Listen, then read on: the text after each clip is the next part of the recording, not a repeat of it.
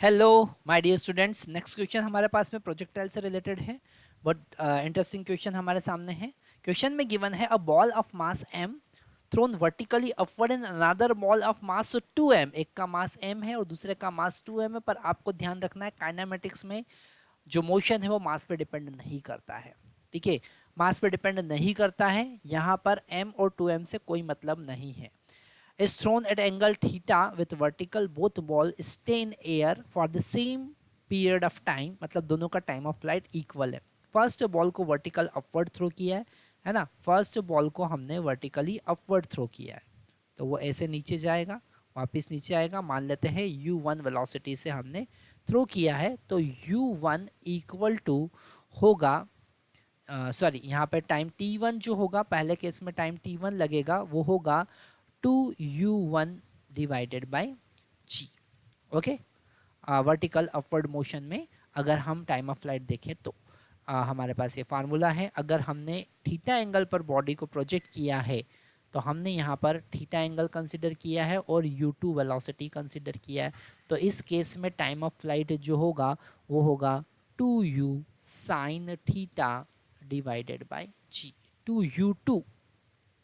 2u2 sine theta divided by g. दोनों का velocity given नहीं है, अलग अलग है। Both ball stay for the same time, the ratio of height attained by the two balls respectively is 1/x। x का value हमको find करना है।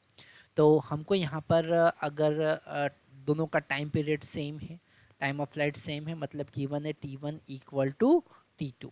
ओके, तो t1 का वैल्यू कितना गिवन है, t1 का वैल्यू है 2u1 डिवाइडेड बाय g, और t2 का वैल्यू कितना गिवन है 2u2 sine theta divided by g। तो यहाँ 2 से 2 कैंसिल कर सकते हैं, g से g कैंसिल कर सकते हैं, हमको मिलेगा u1 divided by u2 sine theta. Okay, ये कंडीशन हमको यहाँ से मिल गई।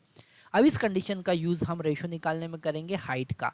h1 हमको पता है, अगर हम यहाँ से ये h1 कैलकुलेट करें तो ये h1 होगा u1 square divided by 2g। ये फार्मूला आपको याद होना चाहिए।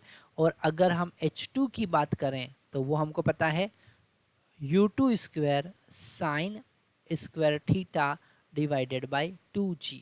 तो 2g से 2g यहाँ पर कैंसिल हो जाएगा। हमको यहाँ पर समझ में आ रहा है कि u1 divided by u2 sine theta का वैल्यू तो 1 गिवन है ना, यहाँ से 1 हो जाएगा ना। तो h1 by h2 is equal to u1 divided by u2 sine theta whole square, तो इसका वैल्यू 1 यहाँ पर गिवन है। ओके, तो h1 by h2 equal to आएगा 1। तो ये जो फिल इन द ब्लैंक्स में 1/x, तो x का वैल्यू कितना होना चाहिए, 1 होना चाहिए। 1 is the correct answer. Thank you.